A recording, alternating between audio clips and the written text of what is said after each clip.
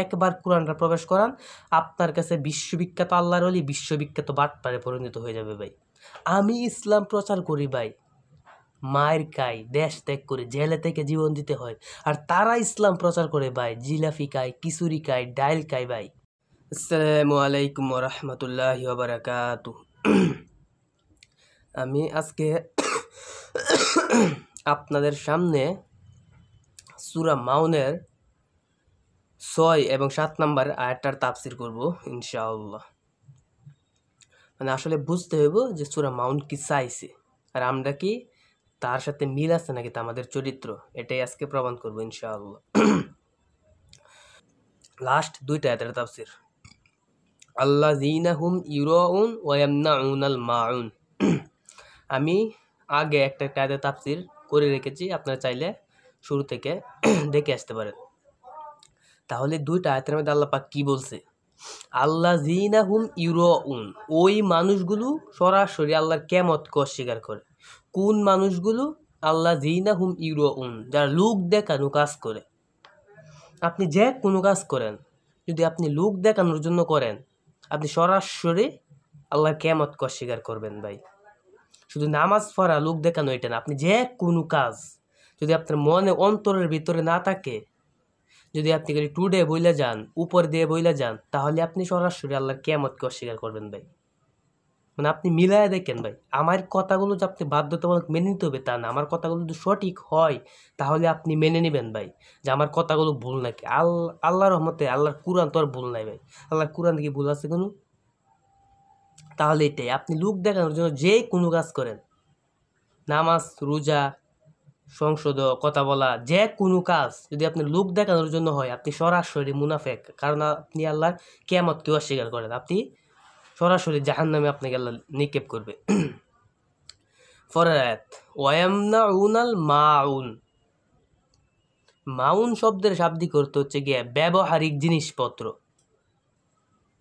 আপনি বড় লোক, আল্লাহ আপনাকে সম্পদ দিয়েছে, টাকা দিছে, কিন্তু পাশের বাসারা টাকা আমরি নাই, কম, কিন্তু আপনার কাছে ধরেন এই কলমটা, যদি আমি আপনার কাছে গেছি কলমটা আনার জন্য, আপনি টাকার পরেও না করে দিতেন।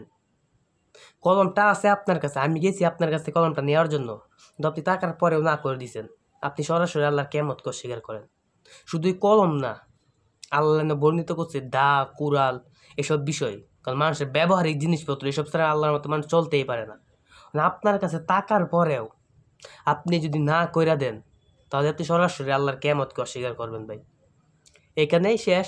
আপনারা দুইটা আয়াত বুঝে নিবেন যে কি বলছে, এখানেই শেষ ভাই তাফসির।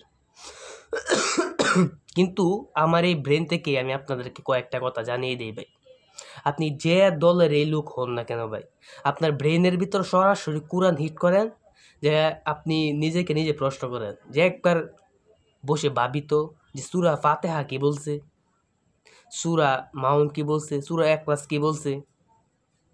আপনি এতটা জীবনেও জানেন, একদিনও ভাবেন নাই ভাই, আপনাকে যে হুজুর যেইভাবে বলতেছে সেইভাবে নিয়ে নিচ্ছেন ভাই।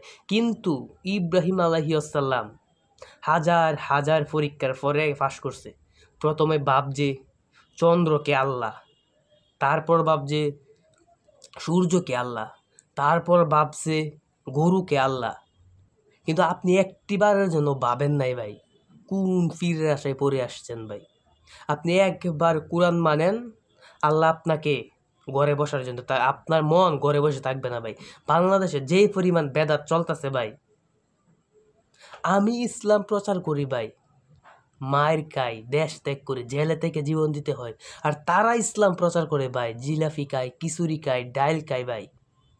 মানে আল্লাহ পাক রব্বুল আলামিন তো বলেই গেছে, না বিশ্বনবী সাল্লাল্লাহু আলাইহি ওয়াসাল্লাম তো বলেই গেছে যে আমার উম্মতের ভিতরে সাতাফতারিকু উম্মতি আলা সাবিনা সালাসা, অতি শীঘ্রই আমার উম্মত, একালি টান দিছে উম্মতি, আমার উম্মত মানে ইহুদি না তো, খ্রিস্টান না তো ভাই, মুসলমানের ভিতরে ৭৩টা দল বের হবে ভাই। তাহলে ভাই আমি ইসলাম প্রচার করে মায়ের খাবো, দেশ ত্যাগ করবো, রক্ত দিব, আর তারা ইসলাম প্রচার করে ভাই জিলাপি খাইবে, খিচুড়ি খাইবে, পীরের নামে ভণ্ডামি করবে ভাই। আপনার ব্রেনের ভিতর একবার কোরআনটা প্রবেশ করেন ভাই, যে কি চাইছে সূরা ফাতিহা, কি চাইছে সূরা মাউদ, ৬৬৬৬ আয়াত কি চাইছে ভাই, একবার যদি আপনার ব্রেনের ভিতরে কোরআনটা ঢুকান ভাই, আপনার কাছে যে আল্লাহর ওলি বিশ্ব বাটপারে পরিণত হবে ভাই।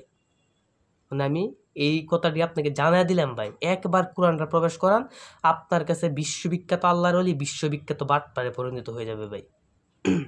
আজকে এই পর্যন্তই ভাই, আশা করি সবাই ভালো থাকবেন। আমি আরো আল্লাহ রহমতে ভালো ভালো আপনাদেরকে তথ্য দিব ভাই। আমার ভিতরে কিন্তু সরাসরি আল্লাহ রহমতে একটা আয়াত মন্দকে কোরআনের ভিতরে ভাই ব্রেনের ভিতরে ঢুকাইছি ভাই, বুঝছেন? এই জন্যই আমি এইসব কথা বলতেছি ভাই। আজকে এই পর্যন্তই ভাই, আশা করি সবাই ভালো থাকবেন। সামনের ভিডিওতে আমি আরো আল্লাহর রহমতে সঠিক তথ্য আপনার কাছে তুলে ধরবো।